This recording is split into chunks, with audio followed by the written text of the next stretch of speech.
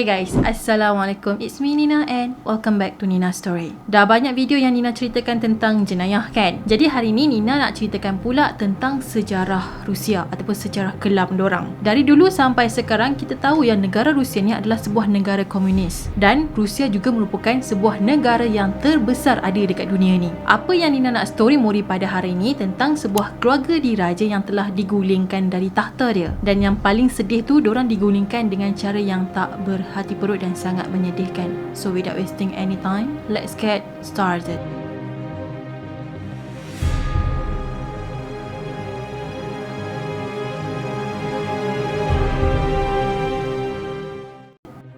Jadi pada abad ke-19 dulu, golongan diraja Rusia menggunakan gelaran Tsar, Tsar ataupun Caesar. Jadi pada masa itu keluarga Romanov lah yang telah mentadbir Rusia, iaitu raja dorang yang bernama Nicholas II yang berusia 50 tahun dan manakala permaisuri dia ataupun isteri dia bernama Tsarina Alexandra berusia 47 tahun. Keluarga diorang ni sangatlah kaya raya dan diorang punya anak-anak ni semuanya cantik-cantik dan handsome. Jadi hasil perkahwinan Raja Nicholas dengan isteri dia, diorang dapat 4 orang anak perempuan dan seorang anak lelaki. Anak pertama diorang adalah Puteri Olga 22 tahun, Puteri Tatiana 21 tahun, Puteri Maria 19 tahun, Puteri Anastasia 17 tahun dan anak bongsu diorang iaitu Puteri Alexei 13 tahun. Kalau korang nak tahu, keluarga Romanov ni dia ada kuasa mutlak ke atas kerajaan dan juga ketenteraan. Pada masa ni Raja Romanov percaya yang dia ni merupakan keturunan ataupun pemerintah yang telah diwakilkan oleh Tuhan untuk menjaga Rusia ataupun untuk mentadbir Rusia. Sebelum tu pun keturunan dia dah memerintah Rusia hampir 300 tahun tau. Punyalah lama dan keluarga Romanov yang terakhir lah dikatakan keluarga yang terakhir memerintah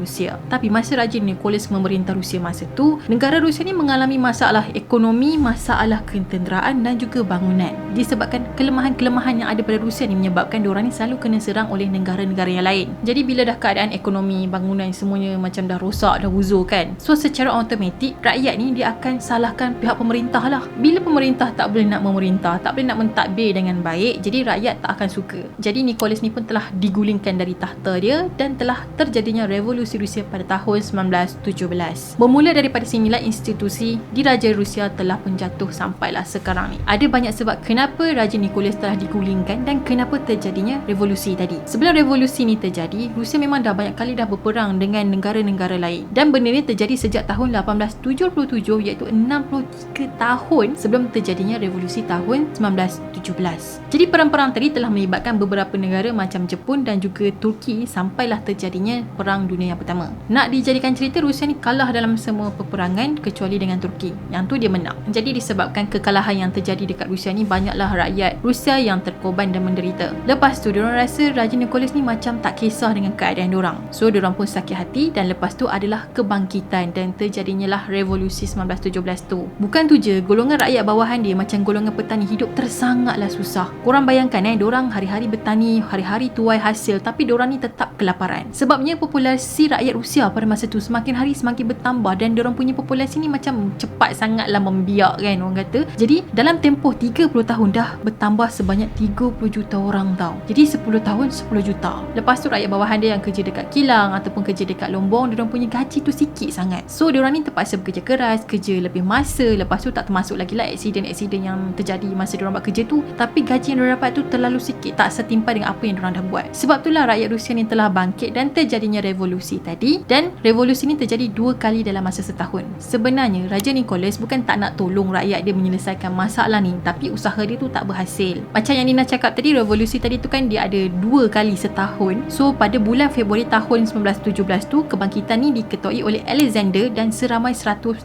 orang ribu tentera dan rakyat terlibat dalam revolusi yang pertama ni. And then masuk revolusi yang kedua iaitu pada bulan Oktober pula. Kali ni parti komunis iaitu parti Bolshevik telah berjaya take over Rusia dari kerajaan sementara. Jadi kerajaan sementara tu ditadbir oleh Alexander tadi iaitu revolusi yang pertama. So parti komunis tadi tu telah diketuai oleh Vladimir Lenin dan seluruh orang ni telah tadbir Rusia menjadi negara komunis pertama di dunia. So Lenin adalah orang pertama yang berjaya mengubah Rusia ni daripada sebuah negara yang diraja menjadi sebuah negara komunis. Lenin telah memerintah Rusia sejak tahun 1917 iaitu revolusi yang kedua pada bulan Oktober tadi sampailah dia mati pada tahun 1924. Jadi bila Raja Nicholas Nicholas telah digulingkan pada revolusi yang pertama, diorang satu family telah dikenakan tahanan rumah. Jadi pada masa revolusi pertama ni, Alexander lah yang tengah mentadbir Rusia. So diorang ni adalah kerajaan sementara. Korang jangan confuse tau. So dia lah yang menghantar keluarga Romanov tadi dengan pembantu rumah diorang dan juga pengawal peribadi diraja ke bandar Siberia. So diorang ni telah diasingkan daripada kawasan tempat diorang memerintah sebelum ni, dan ibaratnya diorang ni macam kena penjara lah. Seolah-olahnya macam diorang dihantar ke tempat lain dan dipalau dekat sana. Diorang memang tak boleh balik lah ke istana di mana tempat diorang tinggal sebelum ni, sebab tempat tu sekarang ni dah di take over oleh Alexander. Tujuan Alexander buat macam tu supaya memudahkan kerja dia untuk mengawal keluarga diraja tu. Sebabnya dia risau kalau ada penyokong keluarga Romanov tadi akan bangkit dan buat apa saja untuk bebaskan raja diorang. And then masuklah pada revolusi yang kedua, diperintah oleh Lenin pula. So pada masa ni Lenin menganggap keluarga Romanov tadi adalah macam rakyat biasa, sebabnya dia telah dipisahkan daripada sistem pemerintahan raja kan. So dia dah jadi orang biasa bagi dia. Sampailah pada 16 dan 17 Julai 1918, keluarga Romanov ni telah diminta untuk berdandan dan pakai cantik-cantik, iaitu pakai pakaian rasmi keluarga diraja. So keluarga Romanov tadi diberitahu yang diorang ni akan diambil gambar keluarga lah, ambil potret family untuk membuktikan yang diorang ni masih lagi ada, masih lagi hidup dan diorang bukan melarikan diri. Yelah, sebab pada masa tu kan berlakunya pergolakan kan dekat Rusia. Lepas tu pengawal ni pun beritahu dekat keluarga Romanov yang diorang ni akan dibawa ke satu tempat yang khas untuk diambil gambar. So tanpa fikir apa-apa, keluarga Romanov tadi, mak ayah dia and then anak-anak dia pun bersiap lah tanpa fikir apa yang akan terjadi dekat diorang selepas tu. And then diorang pun dibawa lah ke suatu tempat tadi dan diorang diminta tunggu dekat dalam sebuah bilik, dan diorang diberitahu untuk tunggu dekat situ sampailah diorang ni terima arahan yang seterusnya. Beberapa minit diorang tunggu dekat dalam bilik tu, secara tiba-tiba beratus-ratus peluru telah tembus dinding bilik tu. Peluru-peluru tadi tu pula semuanya datang daripada bilik sebelah. Bertubi-tubi tembakan telah dilepaskan ke atas keluarga Romanov dan hampir membunuh ke semua family diorang. Dan benda ni terjadi selama 20 minit and then berhenti. Masa tu Raja Nicholas dengan isteri dia Sarina tadi telah pun meninggal dan anak-anak diorang ni sebenarnya masih lagi hidup. Sebabnya baju gaunnya apa yang diorang pakai semua tu kan tersembunyi permata tadi. Ada permata yang dijahit di sebalik gaun diorang tu, dan gaun diorang ni ibarat macam ada baju kalis peluru lah, cuma dijahit dengan batu permata. So tentera yang ditugaskan untuk tembak diorang tu pun masuklah ke dalam bilik tu untuk cek. Dan pada masa inilah tentera-tentera tadi telah menamatkan riwayat anak-anak Raja Nicholas. Diorang semua ditembak dalam jarak yang dekat dan ditikam dengan pisau yang ada dekat hujung senapang tu. Bukan tu je tau, mayat diorang ni dikerat-kerat macam orang potong daging tu. Lepas tu disimbah dengan asid dan juga minyak tanah and then dibakar.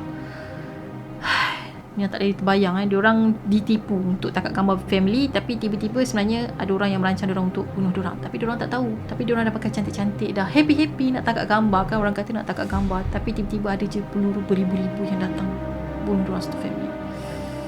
Kasian. Jadi asal plannya family tadi tu akan dibuang dekat Lombong, tapi disebabkan malam tu diorang punya truck rosak tau. So diorang pun ubahlah plan diorang ke plan B dan diorang tanam family Romanov tadi di sebuah tempat ataupun di sebuah lokasi yang telah dirahsiakan. Apa yang terjadi pada malam tu sebenarnya adalah arahan daripada Lenin yang merupakan pemerintah Soviet pada masa tu. Dan pemerintah Soviet dedahkan perkara ni 8 tahun kemudian, iaitu pada tahun 1926. Diorang bunuh family tu senyap-senyap sebab diorang tak nak ada kebangkitan pula, kebangkitan daripada penyokong-penyokong diraja Nicholas tadi. So 8 tahun kemudian barulah diorang cakap benda tu. Berpuluh-puluh tahun selepas tu tak ada orang pun yang tahu dan jumpa dekat mana kubur diorang ni tahu. Sampailah ada seorang pengkaji ni yang mencari dan menyiasat, akhirnya dia jumpa dekat mana keluarga Romanov ditanam. Tapi masa dia jumpa tu ada dua ahli keluarga Romanov tadi tak cukup, iaitu putera Alexei dan juga puteri Anastasia. Lepas tu kecoh lah, kata ada orang yang mengaku dia tu adalah puteri Anastasia yang berjaya melarikan diri pada malam kejadian. Alah biasalah kan, tiba-tiba nak claim dia puteri Anastasia. Tapi bila diorang buat DNA, mengesahkan yang DNA dia dengan DNA keluarga Romanov tak tally. Jadi diorang tipu je. Lepas dikali-kali dicari-cari, akhirnya diorang jumpa jugalah family Romanov bersama pembantu-pembantu diorang yang lain. Diorang sebenarnya dah jumpa tulang-tulang keluarga Romanov ni sejak tahun 1979, tapi diorang tak beritahu sebab pada masa tu Rusia ni masih lagi di bawah pemerintahan Soviet. Jadi kau nak macam tu lah kan, tiba-tiba kau nak beritahu dekat orang ramai yang korang dah jumpa keturunan keluarga Romanov yang terakhir tu kan. Dah lah pemerintah Soviet juga yang memerintah masa tu kan. Macam tu. Jadi diorang pun diamkan isu ni sampailah Soviet jatuh pada 1991, barulah diorang announce benda ni. And then pengkaji Rusia pun telah dibenarkan mengkaji sejarah kekerasan dan revolusi Bolshevik. Jadi pada tahun 1998, upacara keagamaan bagi keluarga Romanov telah diadakan selepas 80 tahun kejadian itu terjadi, guys. Jadi diorang telah buat upacara keagamaan untuk penghormatan terakhir lah. Dan keluarga tadi tu pun telah disemadikan dalam keranda yang lagi proper lah, iaitu dalam peti besi keluarga diraja. Jadi bagi memberi penghormatan yang terakhir buat keluarga tadi, seramai 50 orang keturunan Romanov hadir ke upacara tu. Sebenarnya guys, ada fakta menarik tentang keluarga ni tau. Masa diorang buat proses pengecaman rangka tu kan, diorang mestilah perlukan DNA daripada keluarga terdekat untuk buat proses pengecaman ataupun proses pengesahan. Jadi DNA daripada putera Philip, iaitu suami kepada Queen Elizabeth II, telah digunakan. Sebabnya dia adalah cucu saudara kepada isteri Raja Nicholas, iaitu Sarina tadi. So diorang telah menggunakan DNA putera Philip sebagai waris yang paling terdekat. Sebenarnya isteri Raja Nicholas tadi, iaitu Sarina tu, merupakan keturunan di Raja England tau. Dan dia ni adalah cucu kepada Queen Victoria. Dan Queen Victoria tu pula sebenarnya adalah moyang kepada Queen Elizabeth II. So membuktikan dekat sini Raja Rusia dengan Raja Britain sebenarnya ada pertalian darah. Even kejadian ni dah pun terjadi 100 tahun yang lepas, tapi ya tetap memberi kesan kepada negara Rusia. Bukan dekat Rusia je, kita yang baca cerita ni, kita yang dengar kisah ni pun kita rasa sedih tau sebenarnya. Even diorang ni seorang pemerintah yang gagal memerintah, tapi dengan cara menembak macam tu